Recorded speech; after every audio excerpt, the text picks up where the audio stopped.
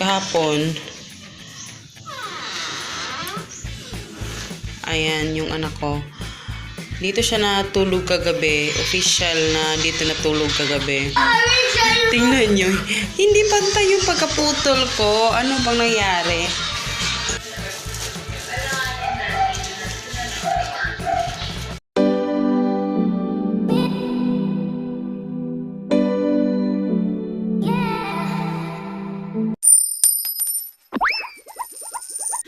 Hello! Good morning guys! So, kahapon hindi ako nakapag-vlog. Today pala is February 11, 2019. No, not 11. February 12, 2019. Today is Tuesday. Ayan. Kahapon hindi ako nakapag-vlog kasi nga na-busy ako kahapon mag-ano sa kwarto ni Hagrid. Hindi ko pa nga siya natapos. Kaya ipakita ko sa inyo ha.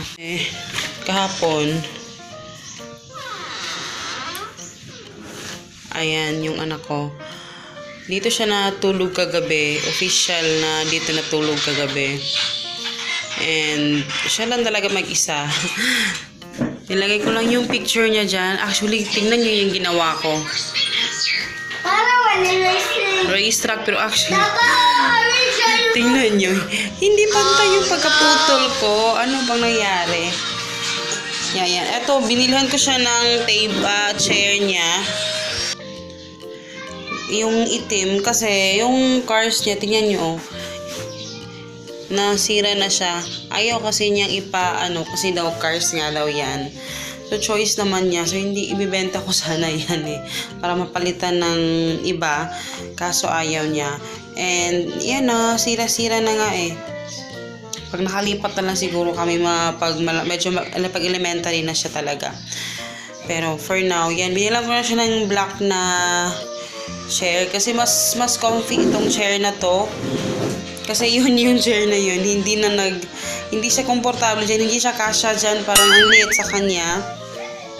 Yan yung kinakabisihan niya, yung mga Lego. And eto, sabi niya sa akin, Mama, gusto ko ng cars na curtain.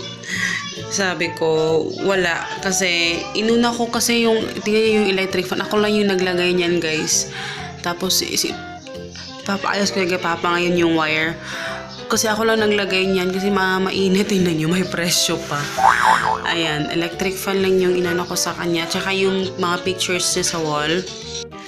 Tapos, ito yung ilaw niya, hindi pala na-off. Binilang ko siya ng ilaw. Tingnan nyo, may price pa. Ipapakuha ko yung price. Battery. Humana. Battery operated to guys kasi nakakatakot kasi yung disaksak dito sa loob ng kwarto niya. Kaya yan lang yung binili ko. At saka Minions yung binili niya, hindi ko alam sa kanya. Cars yung gusto niya, pero pag sa light gusto niya Minions. Yan, tatakpan ko pa yan sa aircon kasi yan, hindi na kailangan mag-aircon dito kasi ang lakas ng hangin. Sinirado ko na nga yung mga window kasi ang lakas talaga ng hangin. Like kagabi, ang lakas ng hangin talaga. So, ayan, official na dito na siya natutulog. At saka yung mga pintura, ayan tingnan nyo. Yung pintura. Actually, sa pintura talaga, hindi na, yung kagaya na sinabi ko kahapon sa namang vlog. Hindi naman talaga napapansin ng bata yan. Wala silang pakialam kung anong kulay ng pintura meron doon sa loob. Tayo lang naman matatanda yun, nakakapansin nun. Kaya, yun, ang napapansin lang talaga ng bata is kung ano yung alam mo yun, kung ano yung dekorasyon doon sa bahay, yung pictures niya, yung pictures niya talaga, gusto niya yung nandoon. And yung unan niya, bibilin ko pa siya ng maganda-gandang kasi actually ayoko na talagang gumastos pa ng, alam mo yun, I'm sorry. Ayoko na gumastos pa ng medyo nakakasilaw pa. Kasi sabi niyo nung una nakakasilaw. Sana hindi siya nakakasilaw, no? Hindi naman niya talaga napapansin yung mga, tayo na ba ito nakapansin nun? Mas gusto hindi pa naman niya na-appreciate yung yung mga magandang pintura, ganyan. Ang na-appreciate niya yung mga toys, mga ganyan.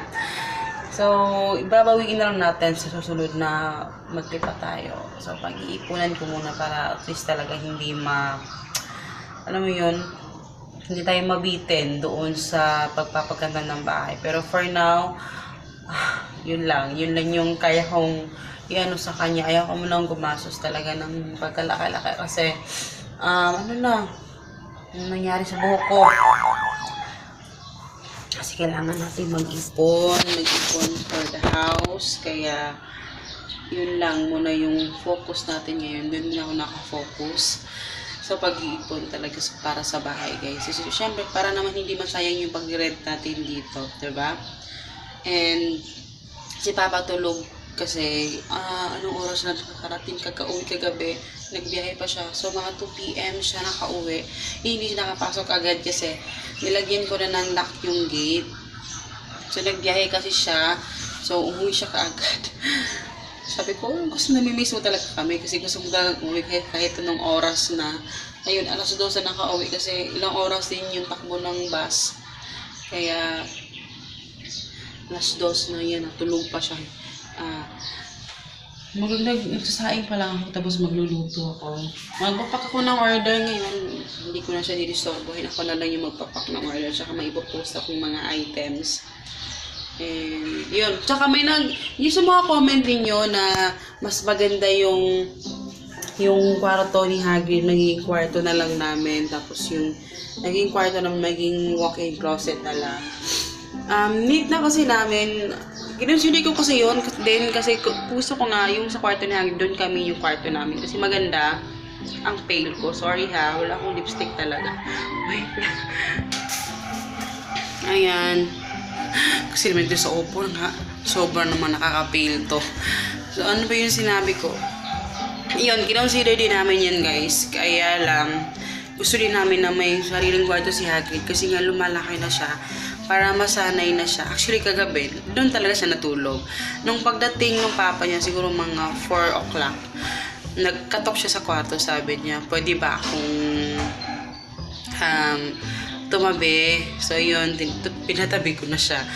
And very responsible naman talaga siya kasi in-off talaga niya mga lights, yung ceiling fan niya, yung ano niya, sinarado niya yung ano, talaga napaka-responsible na. Natutuwa talaga ako sa kanya. And hindi ko naman tinuturo sa kanya yung lagi. Siguro nakikita lang talaga niya.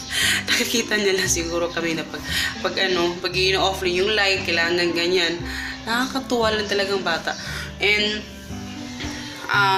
so kaya kailangan separated. At saka gusto ko kasi doon sa kwarto ni Hagrid ngayon na doon siya kasi maluwag. Maluwag siya talaga kasi 'di ba isa lang yung cabinet noon. And ano siya, as in mostly sa ano ngayon, alam mo, may kaibahan na si Hagrid kasi dati talaga yung wala pa siyang kwarto, doon talaga sa kwarto, doon sa higaan, doon talaga siya lagi nakahiga, no? Nung nasa baba kami. Pero ngayon na, meron na siyang sariling kwarto niya, yung sinabihan ko na siya, may kwarto siya. As in, doon na talaga siya, as in, pumapasok na siya sa kwarto namin pag natutulog siya nung hindi ko pa siya pinapatulog dyan sa kabilang kwarto. As in, dyan lang talaga siya, naglalaro siya. May mga changes na sa kanya kasi hindi nakakaalam si Hagrid kasi bata pa siya, 6 years old pa siya, pero mayroon siyang napaka-matured niya na may mga changes na sa kanya talaga, as in gusto niya na yung maglaro na, as in naglalaro siya dyan, forever siya naglalaro dyan sa loob ng kwarto. And ayun mga toys, ayun, dami ko nang sinabi no. Pero ayun yung namin, kaya dyan na lang siya talaga sa kwarto na yan kasi mas maluwag, kami okay lang namin kami dun kahit masikip. Siya kasi kailangan niya ng mga lalagyan ng mga toys niya, ng mga kaya importante na tsaka maliwanag, kaya na parang good vibes talaga yung kwarto na yon kasi maliwanag siya, kaya maganda, di ba? Ayan, pasok tayo ulit. Labas natin ito. Yung tsura niya, guys. Pero hindi pa yan tapos guys. Meron pa akong bibilhin pero wag muna ngayon. Wag muna ngayon kasi malapit na yung graduation niya. Pag sa graduation niya lang niya.